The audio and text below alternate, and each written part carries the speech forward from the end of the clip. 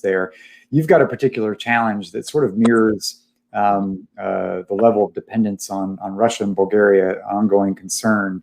I want to come back to you, but pick this up with a view of Serbia and turn to Ambassador Godfrey, if I may, who's joining us, I believe, from Belgrade, to ask a little bit about how these factors, what the U.S. approach and what kind of partnership you can have with the Serbian government on diversifying its supplies, recognizing the role and the presence that Russia has in that market. If I could turn to Ambassador Godfrey.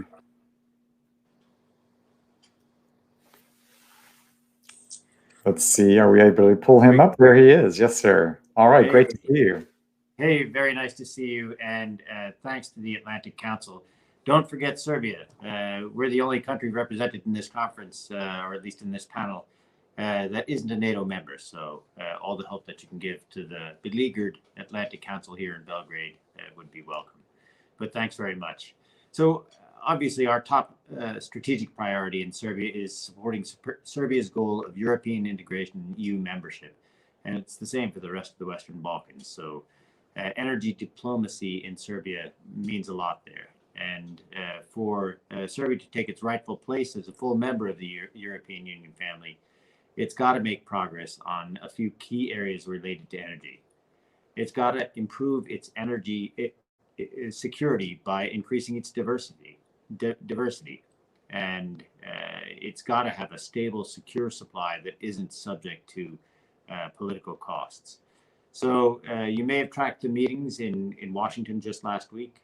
Rick Grenell was able to engineer the Serbian president and the Kosovar prime minister together to sign agreements. And one of the aspects of that agreement was that Serbia would pursue energy diversity. The word in the press about the behind the scenes discussion was that we tried to push them harder to get them to take more LNG, but they said, look, as far as we can go is talking about greater diversity. And that's true. But Serbia did commit to increase its diversity, and they know what that means to us anyway. But at the same time, Serbia does need to make progress on energy efficiency and clean energy.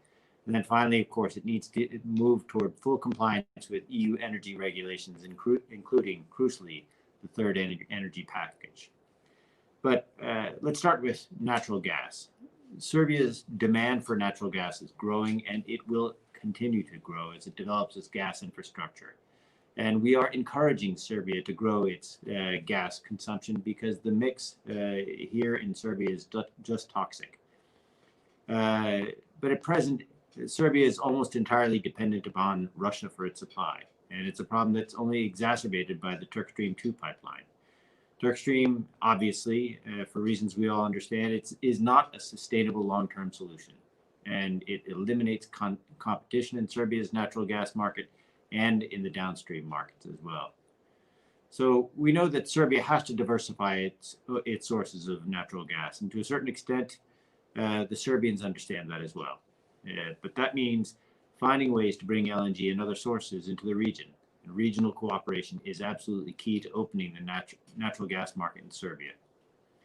So we are very proud of the cooperation that we've had with Jeff and with Hero and others when Serbia took its first important step towards improving its energy diversification, when together with others, it committed to booking capacity at the Alexandropoli floating storage and regasification unit.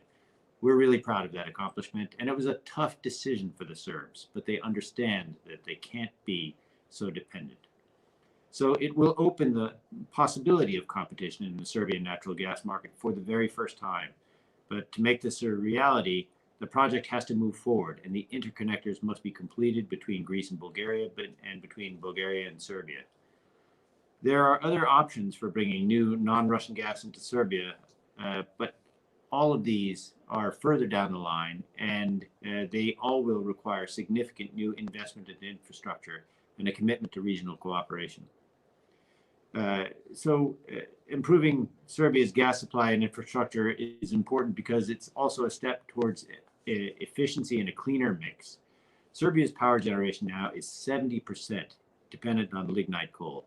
The result is some of the worst air pollution in the world. and a public health nightmare. So Serbia needs to move from subsidizing coal to supporting lower cost, cleaner energy solutions for power generation.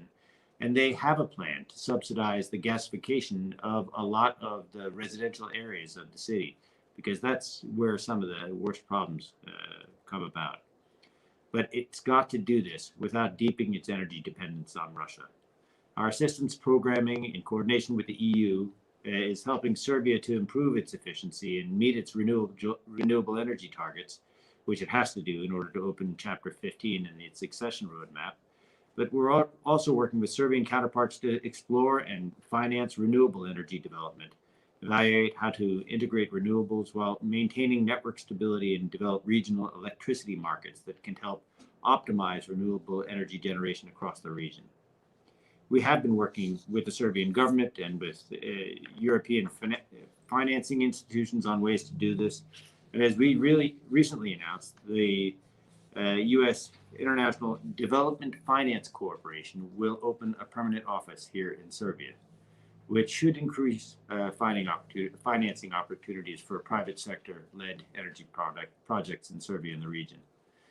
But finally, obviously, we support EU efforts to bring Serbia into compliance with and to establish open and competitive energy markets as envisioned by the Third Energy Package.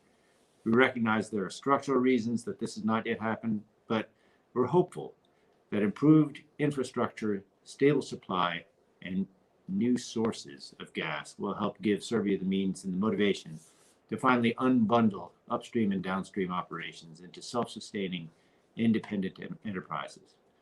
And full implementation of EU energy regs will encourage regional market competition and bring Serbia closer to EU accession, which is Serbia's and, by the way, the United States' biggest goal. So I'll leave it there, and happy to answer any questions you might have. Being in Belgrade and Serbia as well. I'm going to pick up Ambassador Burns in Skopje, but I'm going to come back to Ambassador Mustafa, Ambassador Godfrey. Part of the diversification in Bulgaria and Serbia, part of that is bringing LNG exports into the mix. Part of it was also a serious commitment to leveraging EU finance for green technologies. I want to come back and talk about that balance.